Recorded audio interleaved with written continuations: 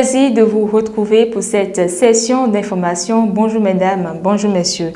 Dans le cadre des festivités marquant le 64e anniversaire de l'indépendance du Bénin, des répétitions du défilé militaire auront lieu sur le boulevard de la Marina du 27 juillet au 1er août 2024. Ces répétitions vont entraîner des perturbations de la circulation dans la zone concernée. Un plan de circulation a été mis en place pour faciliter les déplacements des usagers.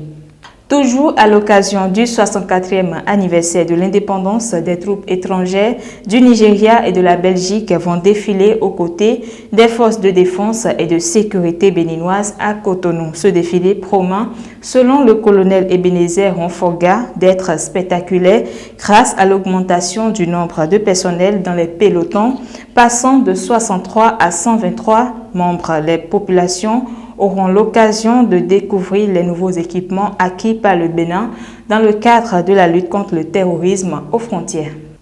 Hier, lundi 22 juillet, Olusegun Adjadi Bakari, ministre béninois des Affaires étrangères, a été accueilli à Dakar par le président sénégalais Bassirou Diomaye Faye. Cette rencontre, organisée sous l'initiative du président béninois Patrice Talon, visait à renforcer les liens d'amitié, de fraternité et de coopération entre les deux pays. Au cours des échanges, les deux dirigeants ont abordé des sujets cruciaux pour l'intégration sous-régionale. Cette visite marque la première rencontre officielle entre les deux pays depuis l'élection de Bassirou Diomaye Faye à la présidence du Sénégal.